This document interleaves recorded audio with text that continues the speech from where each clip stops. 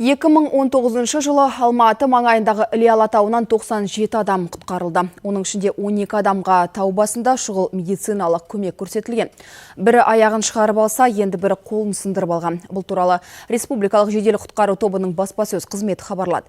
Ал 5 қаңтар күні құтқарушылар балалармен бірге адасып кеткен тағы 2 ер азаматты аман-есен үйлеріне қайтарды.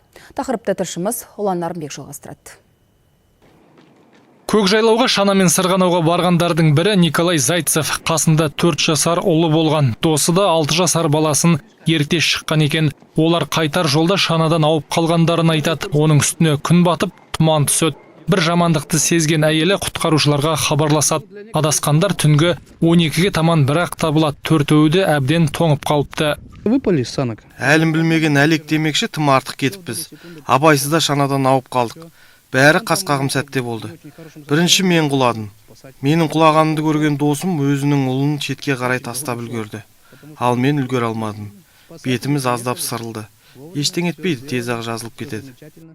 Құтқарушылар былтыр тау басынан 97 адамды алып түсіп отбасына қайтарғандарын айтады. Адасудың басты себебі демалушылардың қарапайым ережелерді білмеуінен дейді мамандар. Құтқарушылардың жұмысы әсіресе қыстың күні қиындай түседі. Адамдар түстен кейін шығып кетеді тауға, уақытқа қарамайды. Негіз тауға шығар кезде таңертең ерте шыққан дұрыс, және де шығатын өзіңнің жолыңды жүретін барлығын өзің бір жақын адамыңа түсіндіріп айтып кету керек.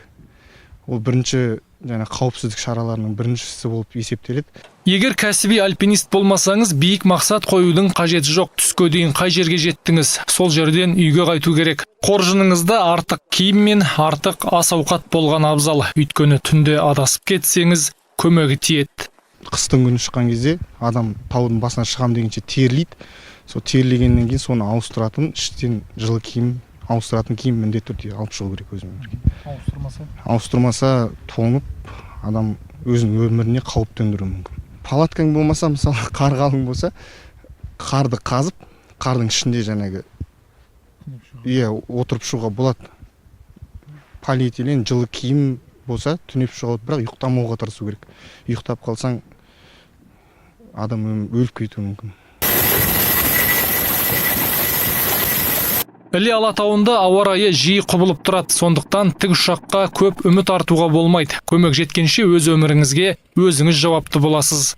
Тау қателікті кешірмейді. Аңдамай басқан бір-ақ қадамыңыз сіздің немесе қасыңыздағы балаларыңыз бен туған туысқандарыңыздың денсаулығына, тіпті өміріне үлкен қауіп төндіруі мүмкін. Сондықтан тауға шығар алдында қарапайым қауіпсіздік ережелерін есіңізден шығармағаныңыз жөн.